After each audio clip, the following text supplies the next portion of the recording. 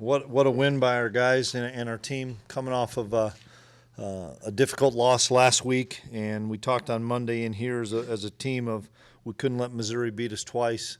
And our kids rose up, and our captains, our leaders rose up, and we played an excellent football team. UCF is really talented. They had been 3-0 and played good football, and we knew this was going to be the type of game it was. Back and forth with an explosive offense they had. Two things we had to do. We had to be able to rush the football. We absolutely had to be able to rush the football to try to keep their play count down. And then the second thing we had to do is we had to get some negative plays, some tackle for losses, some things where we could get them off the sticks a little bit, and for us to hold those guys to 59 plays in 25 minutes, and we have it 82 plays in 34-plus minutes. That was the recipe.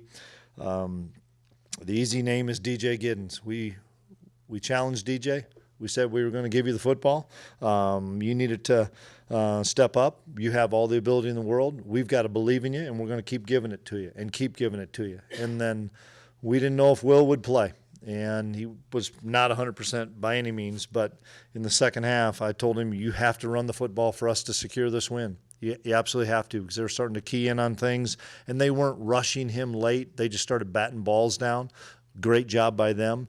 So then Will had to become a runner, and challenged him a couple times on the sideline, and he responded. And we're 1-0 in league play going into an open week, and couldn't be more thrilled. We're by no means a finished product. We've got to get a lot better as a football team. We're still growing and learning as a team, but excited to come back home in front of a great sellout crowd. Our crowd was phenomenal tonight. They stayed, they were into it, and they were a big factor in a number of delay games they had in the fourth quarter.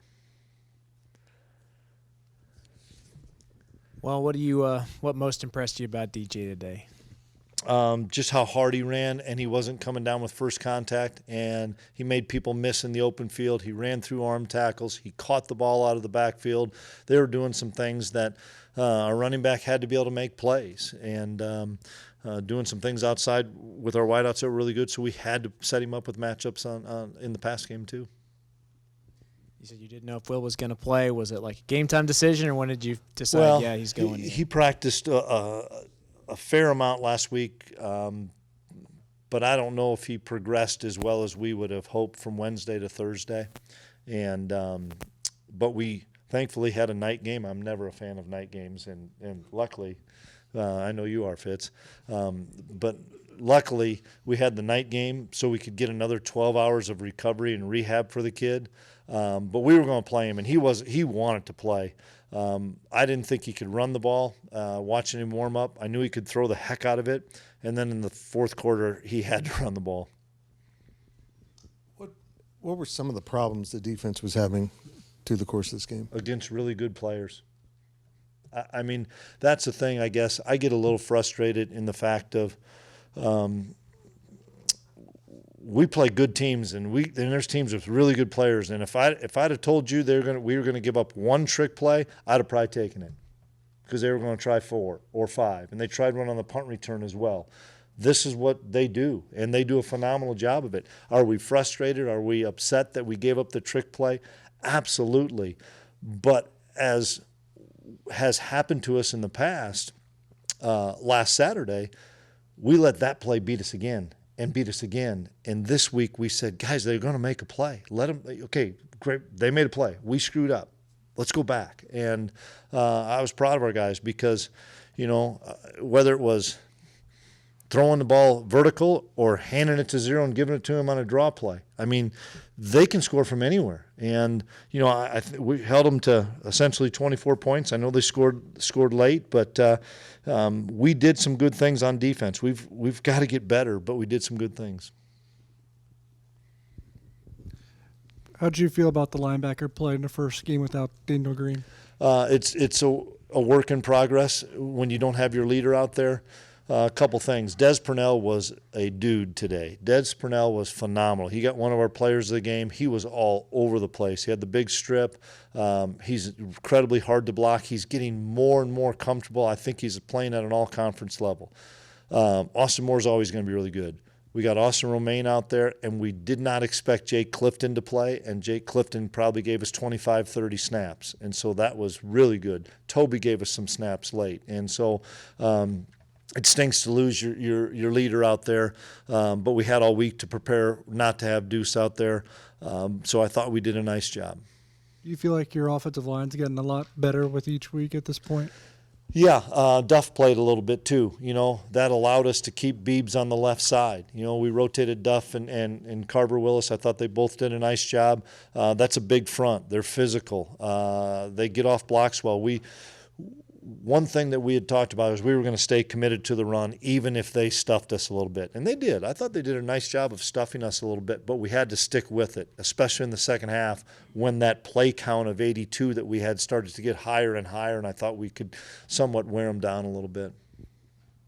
Coach, you always talk about being very good in all three phases of the game, offense, defense, special teams, had some missed kicks, some big returns on special teams. I guess what goes into trying to fix that? Well, we can't miss the PAT, period. I mean, we can't do that. Jack Bloomer had a bomb of a punt, which is a big, big positive. We took some starters off kickoff. They've got two electric, great players back there, so let's give them credit as well. Something that we have to shore up. We had two penalties that we can't have on special teams that took some field position away.